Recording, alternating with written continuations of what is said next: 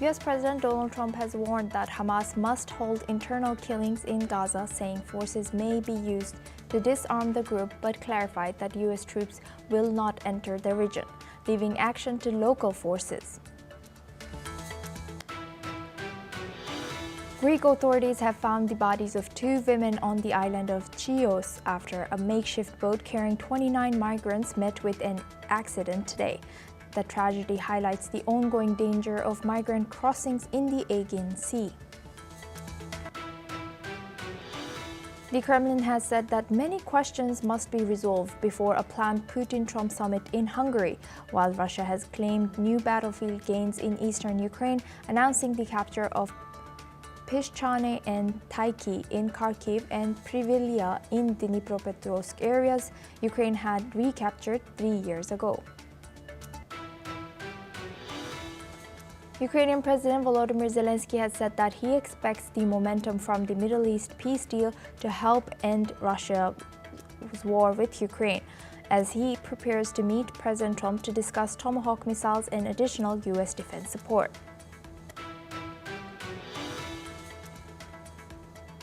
President Donald Trump has said that India would hold Russian oil purchases, while Britain has exposed sanctions on major Russian firms and Chinese energy assets. India and China remain key buyers of Russian crude, but India may reduce imports from December. Iran's Supreme National Security Council Chief Ali Larijani has met with President Vladimir Putin in Moscow to discuss bilateral relations and cooperation following the recent strategic partnership treaty between the two countries. Canada's Prime Minister Mark Carney has said that he's expected to meet senior Chinese officials soon to discuss broader trade issues, while sidestepping questions on auto and canola tariff swaps.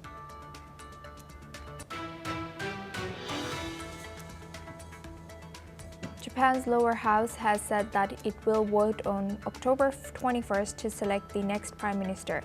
LDP leader Sanai Takaichi seeks coalition support, potentially becoming the country's first female prime minister. Upcoming diplomatic events include summits in Malaysia, South Korea, as well as Trump's visit.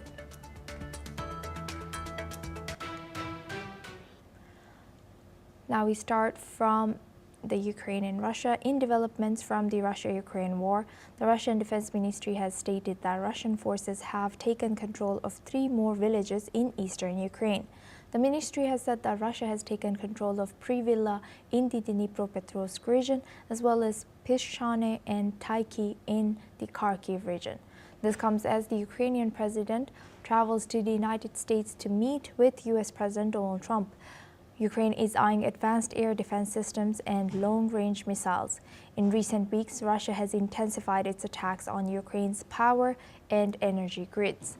Meanwhile, a Russian court has handed down long prison sentences to 15 captured Ukrainian fighters.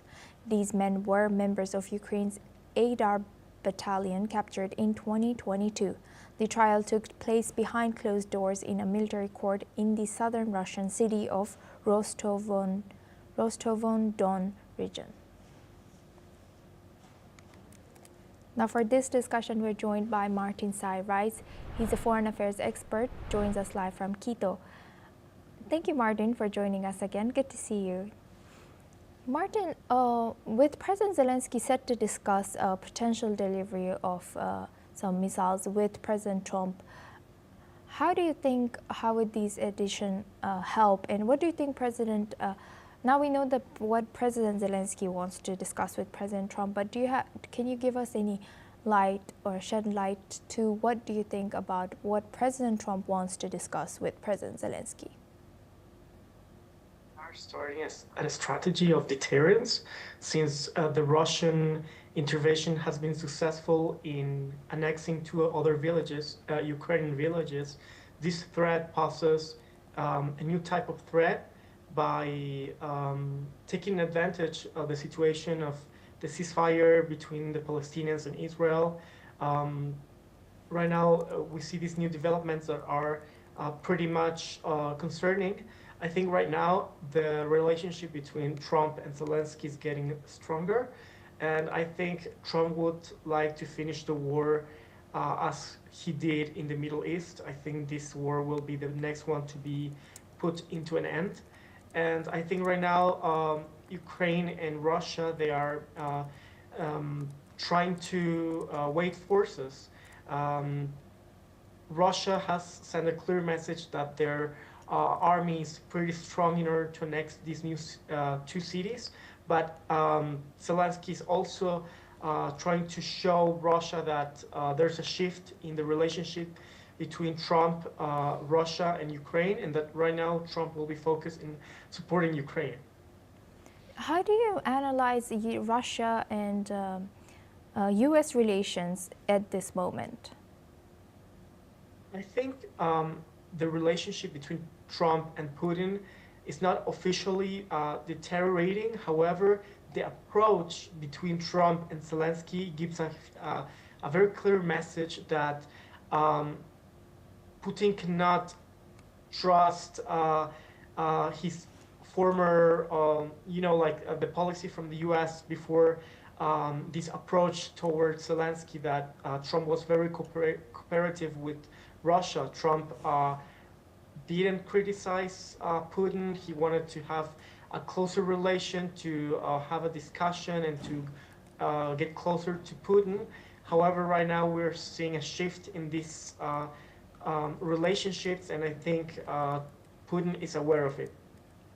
And now looking at Europe's decision, they haven't decided yet, but the looming question about unfreezing or freezing the frozen Russian assets to be used for Ukraine's ongoing defense efforts. How would these funds impact military operations on ground, and what could happen if these were to be unfrozen? I think this strategy from the UN will affect the general economy more than the army. The Russian army is already pretty strong. They have atomic bombs. They have a huge man force. They have a very well developed air force and air force. So I think this policy from the European Union is symbolic, is economic, and is related to the bilateral relations between the European Union and Russia, and it's going to affect more the Russian economy than directly the military. However, it's a good sign, and it's a good message that Europe is not going to give up on Ukraine. With that, I would like to thank Martin for joining us and sharing that insight. Please stay with us as we come back to you for our next discussion as well. Now we stay in the region. Hungarian Prime Minister Viktor Orbán has said that he will speak with Russian President Vladimir Putin to discuss a planned US-Russia summit in Budapest. Meanwhile, the US President Donald Trump has announced that he expects to meet Putin in Budapest within 2 weeks in a new push for a peace deal over Ukraine. Orbán is an close ally of both Trump and Putin, which remains one of the strongest critics of Western support for Ukraine within the European Union. Orbán has reacted to the situation. Let's listen into what he has said. És Putyin elnök úrral pedig ma reggel, ma délelőtt során fogok majd beszélni. És ránéztek a térképre, és megnézték a vezetőket, akkor az hamar kiviláglik, hogy Budapest lényegében az egyetlen hely ma Európában, ahol egy ilyen találkozót meg lehet tartani. Now we move on and we move on to Germany. Germany's lower house of parliament has stated reviewing a controversial draft law aimed at revising the country's military service system. Earlier in August, the federal cabinet has approved the proposal, which reintroduces mandatory registration for all 18-year-old men and allows compulsory service if voluntary recruitment falls short or the security situation deteriorates. During yesterday's first reading of the bill, the debate centered on a proposed lottery system for mandatory recruitment. Meanwhile, the conservative CDU-CSU bloc has backed the lottery, while the center-left SPD has strongly opposed it. The Green Party and Left Party have also criticized the bill as rushed and lacking consensus. Moreover, Federal President Frank-Walter Steinmeier has expressed doubts, highlighting that young people's futures should not be decided by lottery. Additionally, former parliament member Sevim Dagdelin has urged focus on education and investment in youth rather than military expansion, citing NATO and US demands. Let's listen in. Unsere Kinder und Jugendlichen vernünftig auszubilden, Geld in die Hand zu nehmen in die Bildung, statt immer mehr Aufrüstung, immer mehr Geld in Rüstung und Militär. Und all das, weil die NATO, weil die USA als Führungsmacht der NATO von der Bundesrepublik Deutschland verlangen, die Bundeswehrsoldaten aufzustellen. Now for this discussion, we go back to Martin Serra-Iraitz. He's a foreign affairs expert, joins us live from Quito. Thank you, Martin, for staying with us. Now, how shocking is this news coming in from Europe, coming in from a democratic country with, past history, past Second World War, especially history behind it? What was your reaction to this? My reaction is that even though it's shocking news because Europe has become a very political correct union, but I think it's the most logic decision. Germany has been putting the importance of defense aside for a lot of years. They thought they will never have a huge war again, and I think they did a mistake, but by not providing the importance that it is required. And right now they're seeing that these former decisions have been very bad for their future. Right now that they see that Russia is a huge threat for the European Union, they came to the conclusion that they can no longer trust that long-lasting peace will be taken for granted in the European Union, and that they need to take action right now before it's too late. Unfortunately, Germany after the Second World War, they have absolutely forgot about how to defend themselves because maybe the trauma of the war, the trauma of fascism, but they need to understand that defense is really, really serious and important for survival. And Germany right now has a huge problem within its forces. They have a lack of man force. They have a lack of readiness for a war. And we see also in the youth is not interested at all in taking part of the army, and they see the lack of freewheeling military youth that they would like to take part of the military free and willing. And right now they need to come to a very strong decision in order to implement the compulsory service and the obligatory service because they have no other option. And I don't think a compulsory service is going to affect the democracy. We see, for example, Israel is a pretty much free democracy, and the compulsory service is a duty because of its mere survival. So I think it's the right decision to take for Germany right now. And Martin, how much of this push to revise Germany's military service system, how do you think is being driven by external pressure, or do you think this is from external pressure as well as NATO obligations? Absolutely. I think this decision is not coming from the German culture or an inner view of the importance of the military. Germany, after the war, became one of the major human rights defenders in the world and peacemakers in the world. I think this decision came, first of all, because of the NATO requirements, and now Trump is leading NATO, and he wants to make it stronger and to pressure more countries to give more budget, more and to engage more in NATO. The second external factor is Russia itself. Russia poses a huge threat for Germany.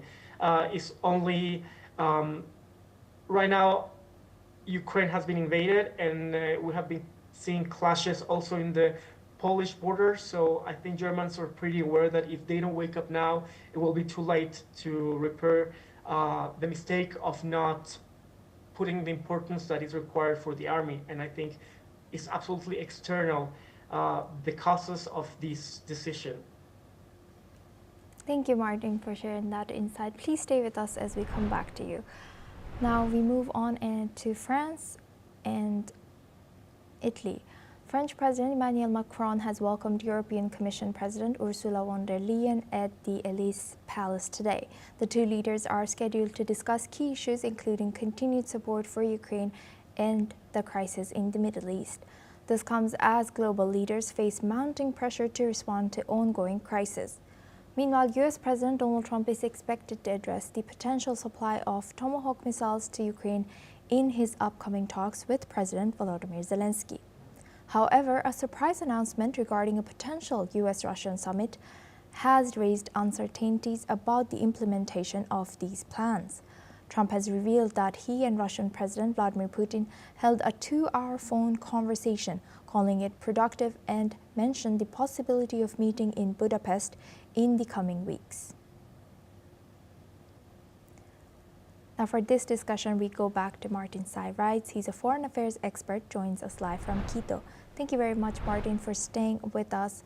Now, looking at this, how might Macron and Leyen's meeting shape the EU's collective stance? And also, given the current geopolitical tensions, how significant is EU's role in mediating or influencing outcomes of US-Russia dynamic? I think it's a very important factor. France is the only atomic bomb.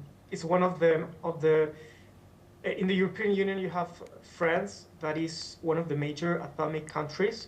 And I think France right now is one of the most powerful in the military sense, countries in the European Union, and it gives a clear message of deterrence by using a very strong country for this mediation.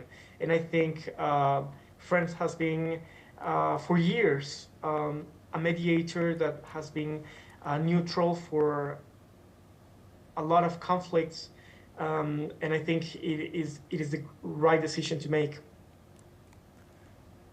And now Ukraine in the middle, what are the implications of Donald Trump's private conversations with Vladimir Putin and this proposed US-Russia summit that just took us by surprise? Well, I think this can lead to a lot of misunderstandings. Since, as I said before, Trump has been approaching Zelensky in a very positive way. However, secret or private talks between Putin and Trump can lead to a deterioration between the Ukrainian leadership and Trump. But hopefully these conversations can lead also for mediation between Putin and Zelensky.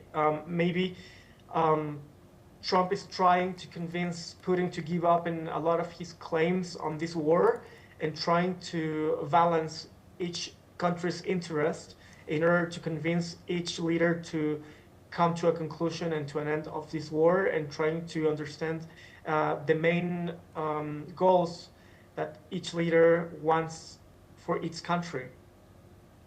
Thank you very much, Martin, for joining us and sharing that insight throughout our news. Thank you.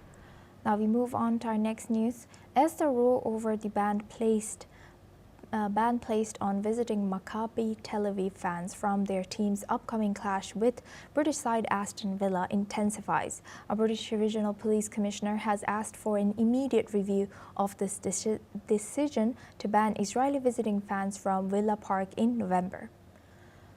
The decision was taken by the Safety Advisory Group on the advice of West Midlands Police after Maccabi Tel Aviv's previous European outing against Dutch side Ajax in Amsterdam ended in riots between pro-Palestine protesters and the visiting Israeli fans. British Prime Minister Keir Starmer has called the decision the wrong one and stated that anti-Semitism will not be tolerated. The match is set to be played on the 6th of November in Birmingham as part of the Europa League.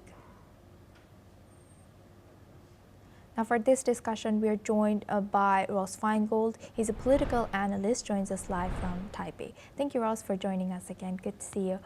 Ross, looking at this, what is your analysis? Do you think this rule is coming from safeguarding the fans, or this is anti-Semitism?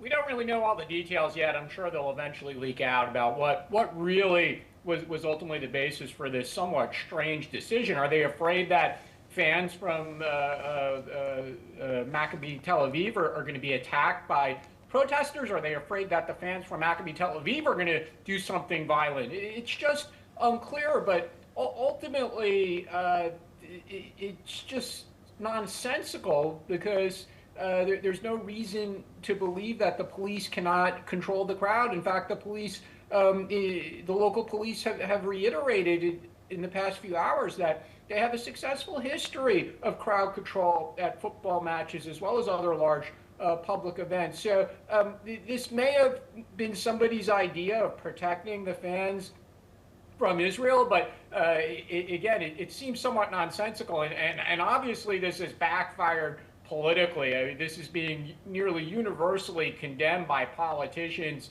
in the UK, regardless of what political party they're from. Even the Prime Minister has criticized the decision, and of course, Israeli government and politicians are also very angry about this. So maybe they'll reverse course, but at the moment, this is just hugely embarrassing.